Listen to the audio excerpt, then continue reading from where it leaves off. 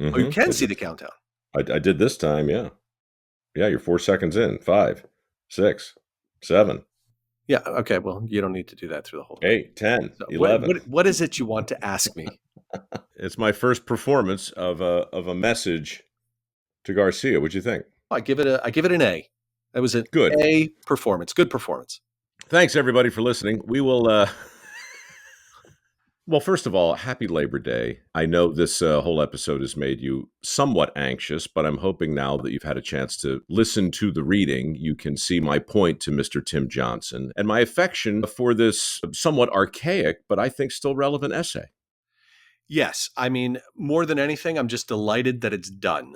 And once we post this, I'll never have to hear you say, hey, what about a message to Garcia? That'll fit for July 4th. That'll fit for Thanksgiving. That'll fit for, I mean, literally, Chuck, since 1977, when Mr. Huntington read this to the boys in Troop 16, it was a great performance. You know, my old scoutmaster with his corncob pipe, a former lieutenant colonel himself, standing there by the fire, reading this thing to us. And like me, he chewed up the scenery good. You know, I mean, he had embers flying out of his pipe and he was frothing at the mouth and just raging and raving against the imbecility of men, this laziness that our little humble sweat pledge. What do we call it again? A sweat pledge. Sweat pledge. A sweat pledge.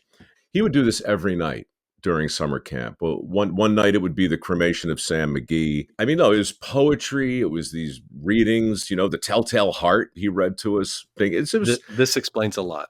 It was maybe the most formative time in my life, and this grown man was repeatedly searing these missives into our memories. It was a cool mix of lecture and performance.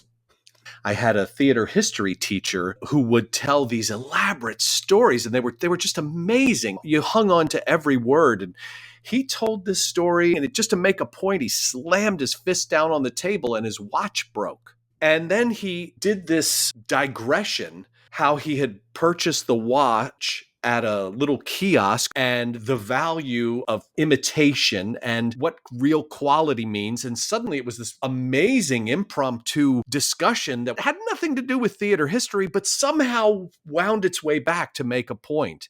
And everybody walked out of there like, wow, that was the most amazing lecture we'd ever seen. And later that day, I was talking to, I think, Rico, and I said, hey, man, Mr. So-and-so did this thing and his watch broke. He goes, in the middle of the speech? And I go, yeah. He goes, the same thing happened when we saw it.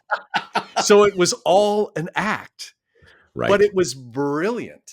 You know, his most famous work is this highly controversial essay that people continue to argue about today, assuming they've heard of it, because the vast majority of people haven't. It just goes to show that anybody anywhere can get very passionate about virtually anything and then find somebody to argue with over it. Well, typically, I love to argue about stuff I know nothing about. That's my favorite way to do it, because you just get to make things up. What does he say in there, Comrade Hubbard? If men will not act for themselves, what will they do when the benefit of their effort is for all? That's the reason socialism is so far down the road. Right. Because of human nature. Right. If you can't get somebody to act in their own self-interest or in the interest of the person who's actually paying them, how in the world are you going to inspire them to do things that they don't see a direct benefit from doing? Hubbard yearns for a simpler time when a message can be delivered to a man by another man without a lot of what Elmore Leonard used to call hoop-de-doodle, without a lot of back and forth.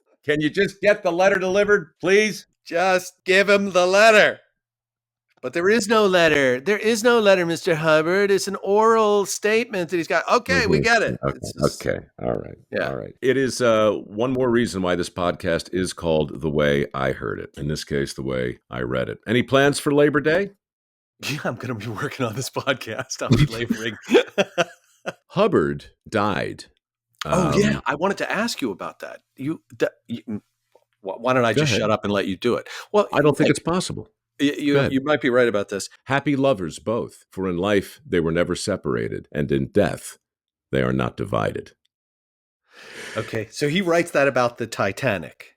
Yes. And he gets a lot of press for it, a lot of attention, and they wind up printing even more copies of A Message to Garcia. So he's making money. His magazine, which was called The Philistine, is thriving. He's on top of the world, this anarchist, this socialist who now is suddenly up to his neck in rapacious capitalism. He's killing it. He was also deeply in love with his wife, and they got on a boat. They're about 11 miles off the coast of Ireland, and their ship is torpedoed by a German U-boat. The name of that ship, of course, is the Lusitania. Now, Hubbard's son gets a letter from a guy named Ernest Cowper, who was a survivor of the Lusitania. And here's a chunk from that letter. As I moved to the other side of the ship in preparation for a jump when the right moment came, I called to your father, "What are you going to do?" And he just shook his head, while Mrs. Hubbard smiled and said, "There does not seem to be anything to do." The expression seemed to produce action on the part of your father, for he then did one of the most dramatic things I ever saw done. He simply turned with Mrs. Hubbard and entered a room on the top deck, the door of which was open, and closed it behind him. It was apparent that his idea was that they should die together and not risk being parted on going into the water. That is chilling. So that's how Edward Hubbard, a man who I'm guessing 98% of the people listening have never heard of, that's how he checked out after writing a thing about another couple on another doomed vessel. And before that, after writing a thing that became the most popular printed text in the history of printing, with the possible exception of the Bible and probably Stephen King at this point. Leave us a 5-star review and By tell all us. means, definitely. Definitely. Cheerfully grab a hold of the thing and lift. Yes.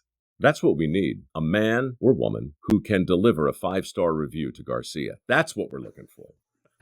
And if you don't do it for us, do it for Tim Johnson.